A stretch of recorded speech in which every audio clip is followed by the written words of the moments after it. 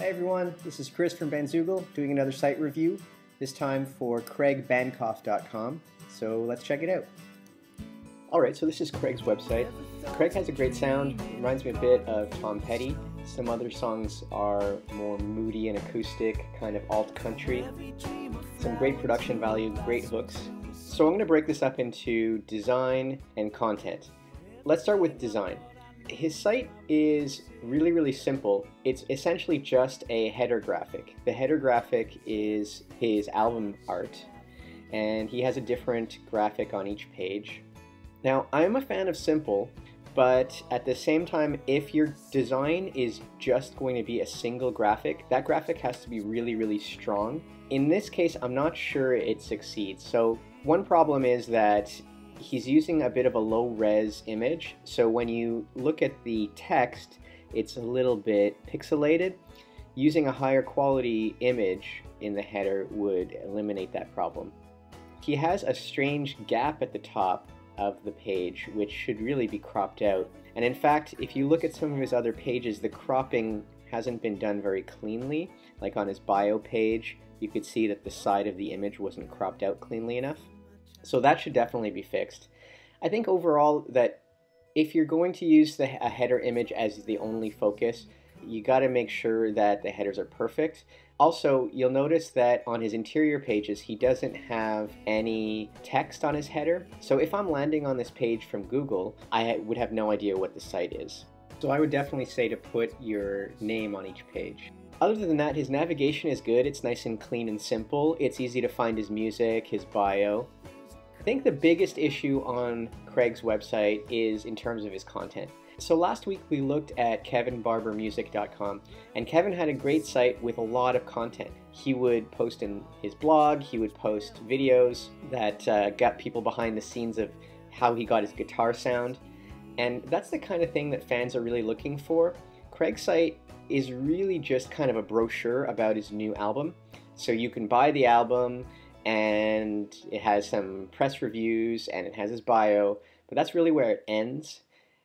One of the problems here is that Craig is probably not hands-on involved in this website. I have a feeling that a manager or a label is taking care of it.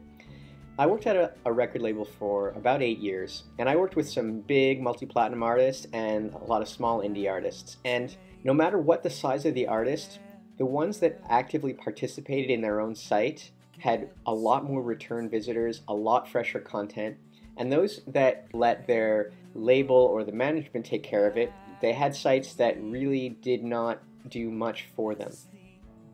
You got to think, what is the point of having a website at all? Is it really just to try to sell music or to grow your mailing list?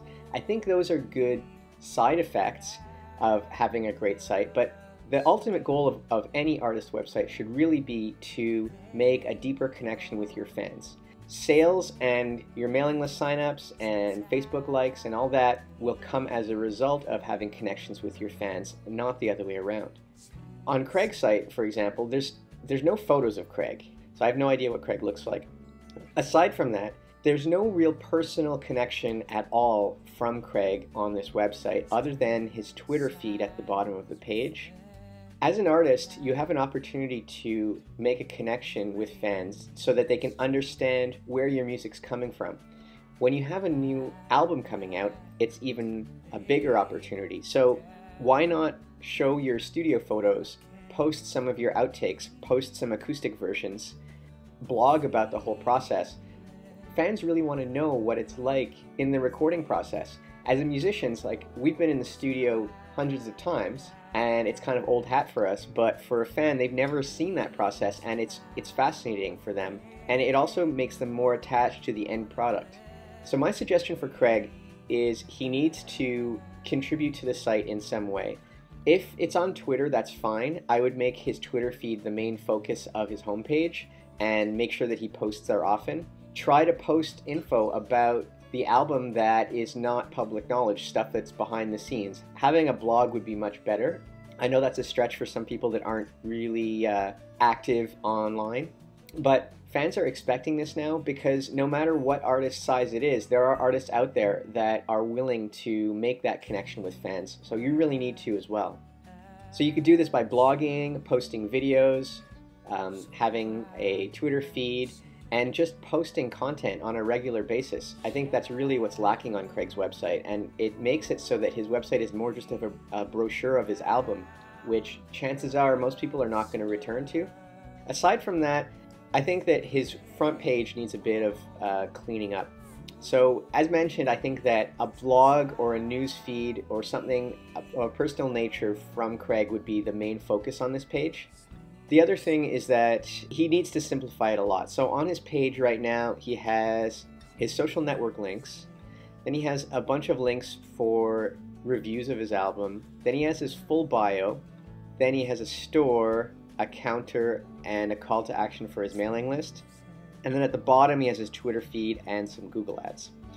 So first off, definitely drop the Google ads. You're not going to make any money off of having Google ads, and they kind of cheapen the whole look of your site. Next, I would not put the whole store on the front page. I'd say just put a album graphic that links to your store page. He has a nicely arranged store page called Music and Merch, so he should just link to that and not try to duplicate it. I also find that his call to action here is very unclear. I would make this much clearer.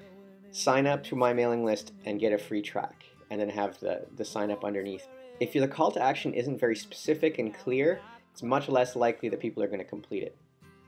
Under his call to action is a counter. I don't think there's any reason to have a counter on modern websites anymore. They just take up space. They mean nothing to the visitors, so I would trash that.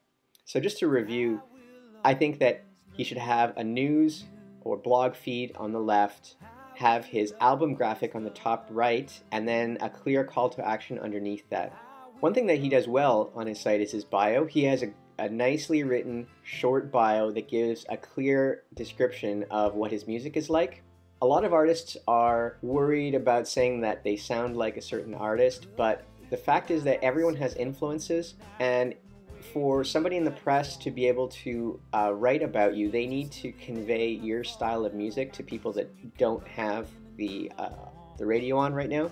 So if you're looking to write a clean bio, you should check it out and see how he wrote his. I think it's a great example. But again, on his bio page, there's no photo of himself. There's no photo of all the other artists on the album, and there's some great playing, some great Wurlitzer and some great slide guitar. So I think that this should really be indicated here. Who are the other people contributing to this album? And then I think that he should also have his press kit. He's very focused on press, and he's clearly getting a lot of press. Having a downloadable press kit on your bio page is really critical. It lets press have high quality images that they can put in print publications. I think the bottom line here is that any artist has to contribute to their website if they want to make a connection to a fan. There's definitely a missed opportunity here because Craig's music is great. I really want to learn more about it, but his website doesn't tell me the story behind it, and that would really help in the process of me being a new visitor to become a fan and then to buy his album. I hope this site review is helpful. Thanks a lot, and we'll talk again soon.